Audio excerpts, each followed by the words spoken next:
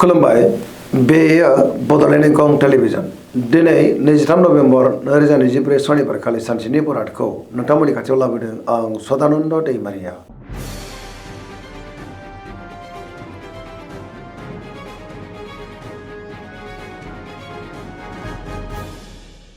सिगां फरायनो लादों मेष राशि गिबि हांखो अ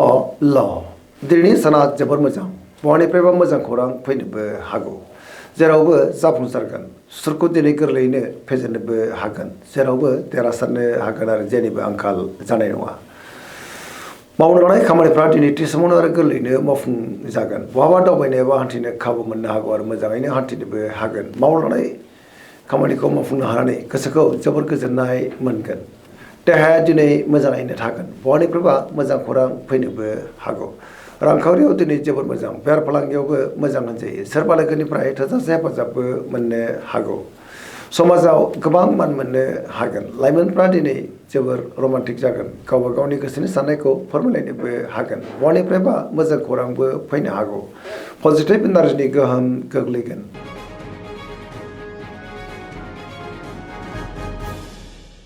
वृष राशि गिबि हांखो इ उ ब दिनैनि साना जोबोर मोजां गोसोनि साननायफ्रा दिनै मोगथाङाव जाफुंनोबो हागौ गोसोआव गोथों आरो गोग्गो साननाय फैगोन गियाननि आंखाल जानाय नङा। गावनि गोसोनि साननायफोरखौ दिनै गुबुननो फोरमायनोबो हागोन मावनो लानाय खामानिखौ थि समावनो आरो गोरलैयैनो मावफुंनो हागोन समाजाव मान मोनगोन। रांखावरियाव मोजां बेफार फालांगियावबो मोजां आयाबो दिनै बांनो हागौ न'खराव बिसि फिसायनि गेजेराव अननानै फैगोन बिदा फंबायजों मोजां सोमोन्दो थागोन सोरजोंबा बाख्नाय जानोबो हागौ देहाया दिनै मोजाङैनो थागोन पजिटिभ इनार्जिनि गोहोम गोग्लैगोन। सेंग्रा सिख्लाफ्रा दिनै गावबा गावनि गोसोनि साननायफोरखौ फोरमायलायनोबो हागोन धोरोमारि बिथिङावबो गोसो दुंखांनो हागौ।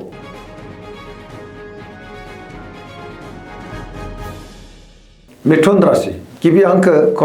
स दिनैनि साना जोबोर मोजां गोसोखौ जोबोर गोजोननाय मोनगोन पजिटिभ इनार्जिनि गोहोम गोग्लैगोन बहानिफ्रायबा मोजां खौरांबो फैनो हागौ गियाननि आंखाल जानाय नङा गोसोखौ दिनै जोबोर गोजोननाय मोनगोन सोरबा लोगोजों बाख्नाय जानोबो हागौ। रांखावरियाव दिनै जोबोर मोजां बेफार फालांगियावबो जोबोर मोजां मुलाम्फा मोननो हागोन न'खराव अननानै फैगोन समाजाव दिनै बयजोंबो मान होजागोन गोसोनि बोलोआ बांगोन मावनो लानाय खामानिफ्रा दिनै थि समावनो आरो गोरलैयैनो मावफुंजागोन सोरबा लोगोनिफ्राय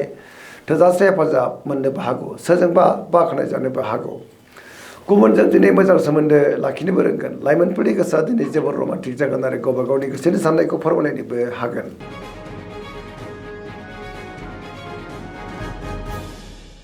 कर्कट राशि गिबि हांखो ड ह दिनैनि साना जोबोर मोजां गोसोखौ जोबोर गोजोननाय मोनगोन बहाबा दावबायनो एबा हान्थिनो खाबु मोननो हागौ आरो मोजाङैनो हान्थिनोबो हागोन गोसोआव पजिटिभ साननाय फैगोन मावनो लानाय खामानिफोरखौ थि समावनो आरो गोरलैयैनो मावफुंनोबो हागोन रांखावरियाव मोजां बेफार फालांगियावबो दिनै जोबोर मोजां मुलाम्फा मोनगोन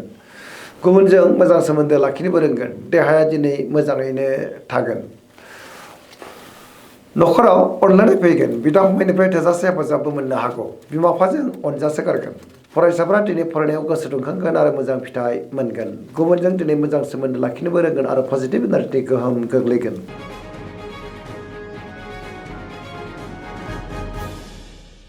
सिंह राशि गिबि हांखो म ट दिनैनि साना मोजां आरो गाज्रिनि गेजेरजों बाबेनलांनो हागौ गोसोनि साननायफ्रा देबार नांगोन गुबुननि थाखाय दिनै नाङा फाङा जेंनायाव गोग्लैनांनोबो हागौ गोसोखौ दिनै जोबोर गिलुं गिलुं मोननोबो हागौ गोसोआव गिनाय फैगोन नेगेटिभ साननायबो फैनो हागौ मावनो लानाय खामानिखौ मावफुंनो हायोब्लाबो माबा मोनसे गोरोन्थिबो मावफ्लांनो हागौ बहाबा दावबायनो एबा हान्थिनो खाबु मोननो हागौ अब्लाबो नाथाय लामा सामायाव सांग्रां जानांगोन रांखावरियाव मोजां बेफार फालांगियावबो मोजां होनजायो मोननो गोनांखौबो दिनै मोननो हागौ गोसोनि साननायखौ गुबुननो फोरमायनो गोब्राब जागोन देहाया दिनै बारा मोजां थानाय नङा गोबां रोखोमनि देहायारि जेंनाजों मोगा मोगि जानांनोबो हागौ जानाय लोंनायाव दिनै सांग्रां जानांगोन गुबुननि गोसोखौ बोनो गोब्राब जागोन गुबुननि थाखाय नाङा फाङा जेंनायाव गोग्लैनांनोबो हागौ गोसोनि साननायफ्रा दिनै देबार नांगोन आरो नेगेटिभ इनार्जिनि गोहोम गोग्लैनोबो हागौ।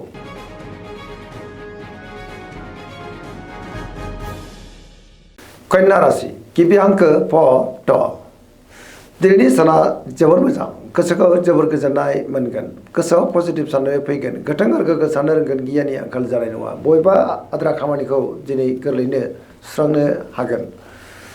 रांखावरियाव मोजां होनजायो बेफार फालांगियाव दिनै जोबोर मोजां मुलाम्फा मोनगोन देहाया मोजाङैनो थागोन गोबां मुंदांखा सुबुंजों दिनै लोगो मोनज्लायनोबो हागौ न'खराव अननानै फैगोन बिमा बिफानिफ्राय अननाय आरिफोरखौ दिनै मोननो हागौ पजिटिभ एनार्जिनि गोहोम गोग्लैगोन लाइमोनफ्रा जोबोर रमान्टिक जागोन आरो गावबा गावनि गोसोनि साननायखौ फोरमायलायनोबो हागोन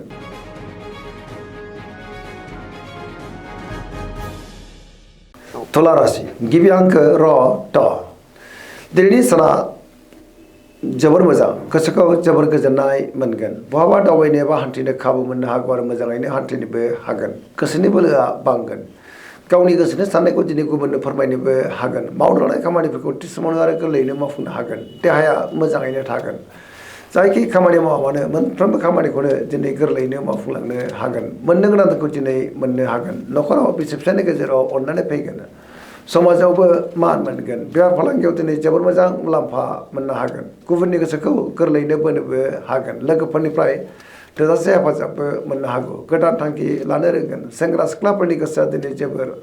रमान्टिक जागोन आरो गावबा गावनि गोसोनि साननायखौ फोरमायलायनोबो हागोन गोसोआव पजिटिभ साननायबो फैनो हागौ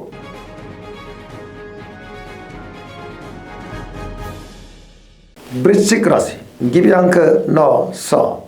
दिनैनि साना मोजां आरो गाज्रिनि गेजेरजों बाबेनलांनो हागौ गोसोआव गोनो गोथो साननाय फैनोबो हागौ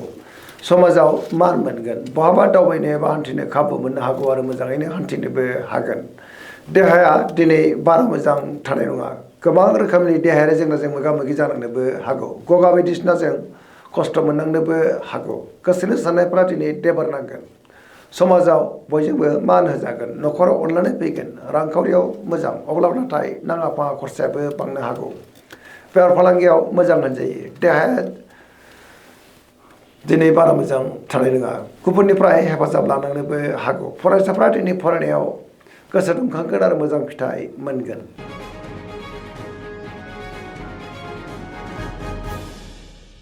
धनु राशि गिबि हांखो ध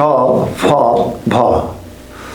दिनैनि साना मोजां आरो गाज्रिनि गेजेरजों बाबेनलांनो हागौ गोसोआव गोनो गोथो साननाय फैगोन गोसोनि बोलोआ लोरबां जानोबो हागौ मावनो लानाय खामानिखौ मावफुंनो गोब्राब जागोन माबा नङा मोनसे हेंथा फैनोबो हागौ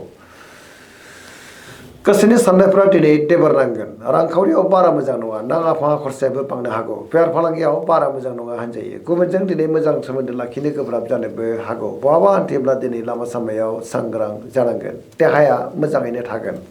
अब्लाबो नाथाय जानाय लोंनायाव सांग्रां जानांगोन न'खराव अननानै फैगोन बिदा फंबायनिफ्राय हेफाजाबखौ मोननो हागोन लाइमोनफ्रा गावबा गावनि गोसोनि साननायखौ फोरमायलायनो हागोन आरो गोसोआ दिनै जोबोर रमान्टिकबो जानो हागौ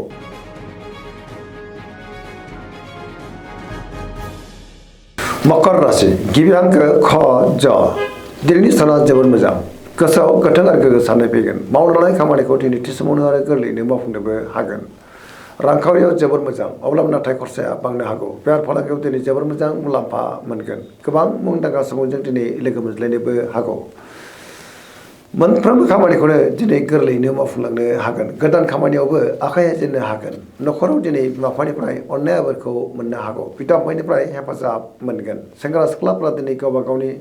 गोसोनि साननायफोरखौ फोरमायलायनोबो हागोन फरायसाफ्रा दिनै फरायनायाव गोसो दुंखांगोन आरो मोजां फिथाइ मोननोबो हागोन आरो पजिटिभ एनार्जिनि गोहोम गोग्लैगोन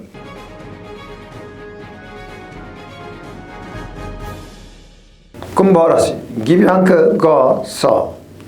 दिनैनि साना जोबोर मोजां गोसोखौ जोबोर गोजोननाय मोनगोन गोबां मोजां मोजां खाबुबो दिनै मोननो हागौ बहानिफ्रायबा हरखाबै मोजां खौरांबो मोननो हागौ गोबां खामानिखौ दिनै गोरलैयैनो मावफुंलांनो हागोन बहानिफ्रायबा हरखाबै मोजां खौरां मोननानै गोसोआ दिनै जोबोर खुसि जागोन समाजाव मान मोनगोन गोबां मुंदांखा सुबुंजों दिनै लोगो मोनज्लायनोबो हागौ रांखावरियाव मोजां बेफार फालांगियाव मोजां होनजायो मोननो गोनांखौ दिनै मोननो हागोन देहाया मोजाङैनो थागोन अब्लाबो नाथाय जानाय लोंनायाव सांग्रां जानांगोन गुबुननिफ्राय थोजासे हेफाजाबबो मोननो हागौ पजिटिभ एनार्जिनि गोहोम गोग्लैगोन